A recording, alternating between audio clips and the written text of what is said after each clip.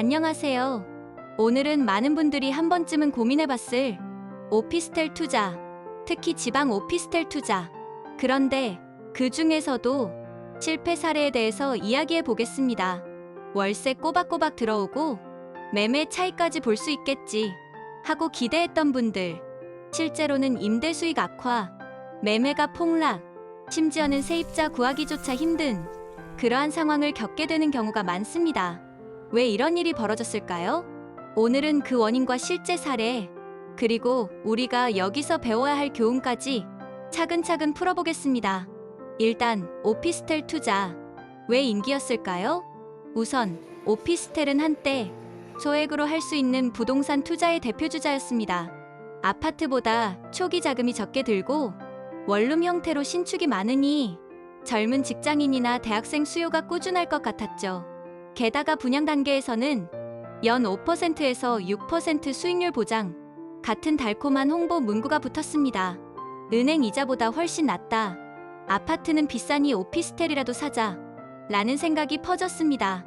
특히 지방 신도시, 혁신도시, 산업단지 주변에서는 수요가 몰릴 거지라는 기대감이 컸습니다. 하지만 현실은 달랐습니다. 실패의 첫 번째 이유는 바로 공급 과잉입니다. 많은 지방 도시에선 인구 유입이 정체되거나 감소하고 있었는데 지자체와 시행사들은 여전히 대규모로 오피스텔을 공급했습니다. 예를 들어 세종시와 대구 수성구, 부산 해운대 일대만 보더라도 불과 몇 년 사이에 수천 세대의 오피스텔이 한꺼번에 공급됐습니다. 문제는 수요가 그만큼 따라주지 못했다는 겁니다.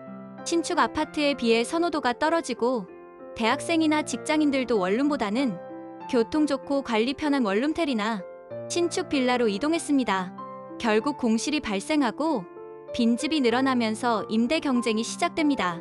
보증금 낮추고 월세 깎고 결국 기대했던 수익률은 물거품이 되어버렸습니다. 투자자들이 가장 크게 느낀 고통은 바로 임대 수익 악화입니다. 처음 분양받을 때는 한 채당 월세 50만 원 받을 수 있다고 계산했는데 막상 입주 시점이 되니 주변 시세는 35만 원, 여기에서 30만 원 이하까지도 떨어져지는 사태가 발생하는 경우가 허다합니다. 특히 지방에서는 직장인 수요가 꾸준하지 않고 대학생 수도 줄어드는 추세라 장기 임차인을 구하기가 어렵습니다. 20만 원 이하로 떨어지는 경우도 많죠. 빈집으로 두면 관리비만 나가고 대출이자까지 갚아야 하니 투자자는 이중으로 손해를 보게 됩니다. 더 심각한 건 깡통 오피스텔입니다.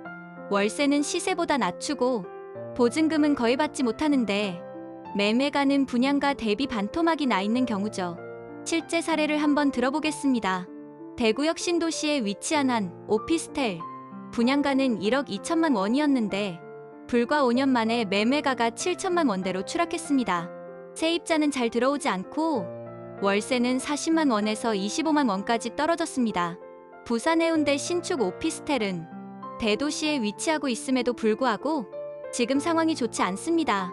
바다 조망을 내세워 분양 당시 큰 인기를 끌었지만 실제로는 관리비 부담이 크고 세입자 수요가 적어 매매가는 절반 가까이 하락했습니다.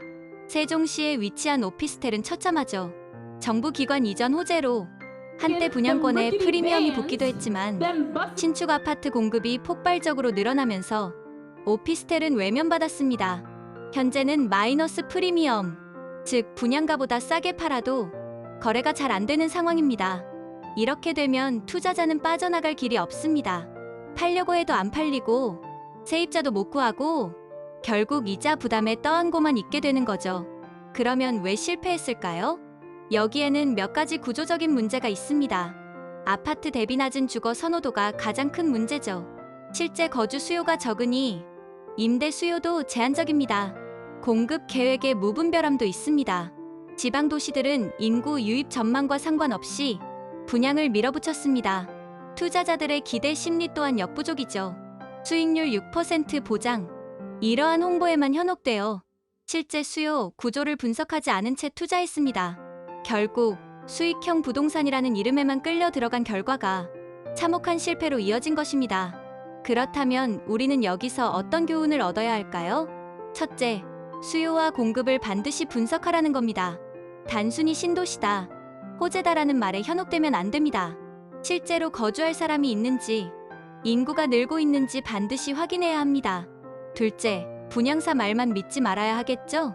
수익률 보장은 잠시일 뿐, 장기적으로는 시장의 수요가 수익률을 결정합니다. 셋째, 출구 전략을 세워야 합니다. 투자는 언제든 빠져나올 수 있어야 합니다. 매매 거래가 잘 안 되는 지역의 오피스텔은 애초에 투자 대상이 되기 어렵습니다. 잘 되는 곳을 찾아야겠죠? 오늘은 지방 오피스텔 투자 실패 사례를 중심으로 공급 과잉과 임대 수익 악화, 매매가 폭락의 현실을 살펴봤습니다. 겉으로는 반짝 빛나는 신축 건물 같아 보여도 내부에는 공실과 빚이라는 그림자가 도사리고 있습니다. 부동산 투자는 언제나 사람이 살고 싶은 곳, 실제 수요가 있는 곳, 이러한 곳을 기준으로 판단해야 합니다. 여러분이 이 영상을 통해 무리한 투자로 어려움을 겪는 일이 없으시길 바랍니다.